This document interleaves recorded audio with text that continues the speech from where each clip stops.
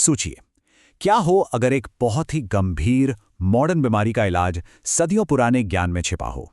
आज हम एक ऐसी ही दिलचस्प कहानी की पड़ताल करने वाले हैं। तो चलिए सीधे मुद्दे पर आते हैं। ये जो नंबर आप देख रहे हैं 3.2 मिलियन, ये कोई छोटा मोटा आंकड़ा नहीं है। ये उन लोगों की संख्या है जो हर साल एक बीमारी से मरते हैं जिसका नाम है सीओपीडी, यानी क्रॉनिक ऑब्स्ट्रक्टिव पल्मोनरी डिजीज। और पता है सबसे डरावनी बात क्या है? ये दुनिया में मौत का तीसरा सबसे बड़ा कारण है, दिल की बीमारियों और स्ट्रोक के ठीक बाद। तो सवाल यहीं उठता है, इतनी बड़ी समस्या, और क्या हो अगर इसका एक हल, एक जवाब सदियों से हमारी नजरों के ठीक सामने हो, बस हम देख नहीं रहे। यही वो पहेली है जिसे आज हम सुलझाने की कोशिश करेंगे। चलिए देखते हैं। अच्छा, किसी भी हल पर पहुंचने से पहले ये समझना तो जरूरी है ना कि आखिर हम लड़ किससे रहे हैं। ये सीओपीडी, ये आखिर है क्या भला? तो देखिए, सीओपीडी असल में एक नाम है जिसके अंदर दो बड़ी बीमारियां आती हैं। पहली है एम्फिजीमा। इसमें होता क्या है कि फेफड़ों के अंदर जो हवा की छोटी छोटी थैलियां होती हैं ना, वो डैमेज हो जाती हैं। और दूसरी है क्रॉनिक ब्रोंकाइटिस। इसमें जो सांस की नलियां हैं उनमें सूजन आ जाती है, बलगम भर जाता है और नतीजा सांस का रास्ता तंग हो जाता है। इसको समझने का एक बहुत आसान तरीका है। सोचिए, हमारे फेफड़ों में लाखों छोटे छोटे गुब्बारे हैं। जब हम सांस लेते हैं वो फूलते हैं और जब छोड़ते हैं तो पिचक जाते हैं, एकदम नॉर्मल। पर एम्फीसेमा में ये गुब्बारे अपनी लचक खो देते हैं, एकदम कड़े हो जाते हैं। तो होता यह है कि पुरानी हवा बाहर ही नहीं निकल पाती, वो अंदर ही फंसी रह जाती है। और जब पुरानी हवा बाहर नहीं जाएगी तो ताज़ी हवा अंदर कैसे आएगी? बस सांस लेना मुश्किल हो जाता है। और ये समस्या ये लगातार बढ़ रही है, जैसा कि हम देख सकते हैं, चाहे पूरी दुनिया की बात करें या सिर्फ भारत की। ये ग्राफ सिर्फ एक ही दिशा में जा रहा है, ऊपर। और एक और ज़रूरी बात, ये सिर्फ अमीर देशों की प्रॉब्लम नहीं है, बल्कि सच तो ये है कि 80% से ज़्यादा मौतें निम्न और मध्यम आय वाले देशों में होती हैं, जहां स्मोकिंग और पोल्यूशन का असर कहीं ज़्यादा है। और यहीं पे असली चुनौती शुरू होती है। आज हमारे पास जो भी इलाज हैं, जैसे कि इनहेलर्स, वो सिर्फ लक्षणों से थोड़ी राहत देते हैं। मतलब वो बीमारी को बढ़ने से नहीं रोक पाते। फेफड़ों को जो नुकसान हो रहा है वो होता रहता है। और बस इसी वजह से हमें नए, बेहतर इलाज की इतनी ज्यादा जरूरत है। तो चलिए अब बात करते हैं एक ऐसे ही संभावित समाधान की। एक ऐसा उपाय जो हमारी ट्रेडिशनल मेडिसिन, खासकर आयुर्वेद और यूनानी सिस्टम में सदियों से इस्तेमाल होता आ रहा है। ये है अधातोडा वासिका। वैसे तो इसके कई नाम हैं, जैसे वासाका या मालाबार नट, लेकिन हम इसे अडूसा के नाम से जानते हैं।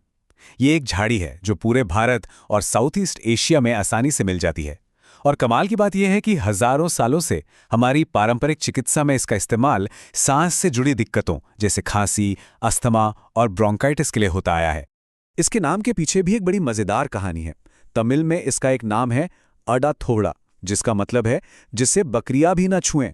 सोचिए, ये इतना ज्यादा कड़वा होता है कि जानवर तक इससे दूर रहते हैं। और कहीं ना कहीं यही कड़वाहट इसके जबरदस्त औषधीय गुणों का एक संकेत है। और सिर्फ तमिल ही नहीं, संस्कृत में इसे वसा कहते हैं, हिंदी में अडूसा, मराठी में अडुलसा। इतने सारे नाम, ये दिखाता है कि ये पौधा हमारे कल्चर और मेडिसिन का कितना अहम हिस्सा रहा है पूरे देश में। और जानते हैं सबसे कमाल की बात क्या है? इस पौधे की हर चीज काम की है। इसकी जड़ें, इसके पत्ते, फूल, फल, कुछ भी बेकार नहीं जाता। पारंपरिक चिकित्सा में हर हिस्से का अपना एक अलग इस्तेमाल है। मतलब ये पौधा पूरा का पूरा एक मेडिसिनल पावर हाउस है। तो ठीक है, सदियों से इसका इस्तेमाल हो रहा है, ये तो हम समझ गए। लेकिन आज की साइंस, मॉडर्न साइंस, इसके बारे में क्या कहती है? क्या ये पुराने दावे आज की साइंटिफिक टेस्ट में भी खरे उतरते हैं? चलिए अब थोड़ा साइंस की दुनिया में चलते हैं। देखिए, किसी भी पौधे की जो औषधीय शक्ति होती है ना, वो उसके अंदर मौजूद केमिकल्स की वजह से होती है। अडूसा के मामले में भी यही है। इसमें बहुत सारे पावरफुल कंपाउंड्स हैं, लेकिन इन सब का जो हीरो है, जो स्टार प्लेयर है, वो है वैसिन। ये एक एल्कलॉइड है और ज्यादातर चमत्कारी असर इसी की वजह से होते हैं। और अगर किसी को इस पर शक हो तो ये फैक्ट सुनिए। आज के ज़माने की एक बहुत कॉमन खांसी की दवा है प्रोमोहेक्सिन। हो सकता है किसी ने इस्तेमाल भी की हो। पता है वो कैसे बनी? वो सीधे सीधे इसी अडूसा के वैक्सीन पर हुई रिसर्च से निकली है। ये एक ज़बरदस्त उदाहरण है कि कैसे सदियों पुराना ज्ञान मॉडर्न मेडिसिन को रास्ता दिखा सकता है। एक डायरेक्ट कनेक्शन है यहाँ। तो सवाल ये है कि ये अडूसा आखिर सीओपीडी पर काम कैसे करता है। इसकी खासियत ये है कि ये कोई वन ट्रिक पोनी नहीं है। ये एक साथ कई अलग अलग मोर्चों पर हमला करता है, एक मल्टी टारगेटेड अटैक। इसके काम करने के 4 मेन तरीके हैं। पहला, ये सांस की नलियों को चौड़ा करता है। दूसरा, सूजन को कम करता है। तीसरा, जमे हुए बलगम को साफ करता है। और चौथा, फेफड़ों को आगे होने वाले डैमेज से बचाता है। मतलब एक ही पौधे में एक पूरा एक्शन प्लान है। तो सबसे पहला एक्शन, ब्रोंकोडायलेटर। इसका सीधा सा मतलब है सांस की नलियों को खोलना। ये उन नलियों के आसपास की मसल्स को रिलैक्स कर देता है। जैसे ही मसल्स रिलैक्स होती हैं, रास्ता चौड़ा हो जाता है और हवा आसानी से अंदर बाहर आने जाने लगती है।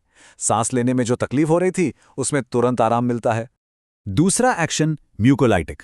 ये एक फैंसी शब्द है जिसका मतलब है बलगम को तोड़ना। क्रॉनिक ब्रोंकाइटिस में जो गाढ़ा चिपचिपा बलगम जम जाता है ना, ये उसे पतला कर देता है। जब बलगम पतला हो जाता है तो उसे खासकर बाहर निकालना आसान हो जाता है और नतीजा, सांस की नलियां एकदम साफ। और आखिर में ये सीओपीडी के 2 सबसे बड़े विलेन से लड़ता है। एक है सूजन और दूसरा है ऑक्सीडेटिव स्ट्रेस। ये ना सिर्फ फेफड़ों की सूजन को कम करता है, बल्कि उन्हें अंदर से डैमेज होने से भी बचाता है। और ये बहुत बड़ी बात है, क्योंकि इससे शायद बीमारी के बढ़ने की रफ्तार को भी धीमा किया जा सकता है। तो ये सब सुनने में तो बहुत ही कमाल का लगता है ना? लेकिन सवाल ये है कि अडूसा को एक पारंपरिक नुस्खे से एक मेनस्ट्रीम दवा बनने के सफर में और क्या चाहिए? आगे का रास्ता क्या है? तो आज की तारीख में हम कहाँ हैं? देखिए, एक तरफ है जबरदस्त वादा। लैब में हुए टेस्ट्स यानी प्री क्लिनिकल डेटा बहुत प्रॉमिसिंग है। वो दिखाते हैं कि ये पौधा सीओपीडी की जड़ पर काम करता है। पर दूसरी तरफ है जरूरतें। सबसे बड़ी जरूरत है बड़े पैमाने पर इंसानों पर होने वाली क्लिनिकल ट्रायल्स की। हमें ये पक्के तौर पर जानना होगा कि ये इंसानों के लिए कितना सुरक्षित और कितना असरदार है। साथ ही इसका स्टैंडर्डाइजेशन भी जरूरी है ताकि हर डोज की क्वालिटी एक जैसी हो। तो आखिर में अडूसा की ये कहानी सिर्फ एक पौधे की कहानी नहीं है।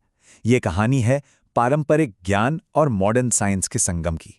ये इस बात की याद दिलाती है कि कभी-कभी हमारे भविष्य की सबसे बड़ी चुनौतियों के जवाब हमारे प्राचीन अतीत में ही छिपे होते हैं।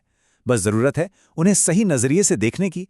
तो सवाल यही है कि क्या इस तरह के प्राचीन उपाय, जिन्हें आज का विज्ञान भी सही मान रहा है, हमारी सबसे बड़ी हेल्थ प्रॉब्लम्स को सॉल्व करने की चाबी हो सकते हैं?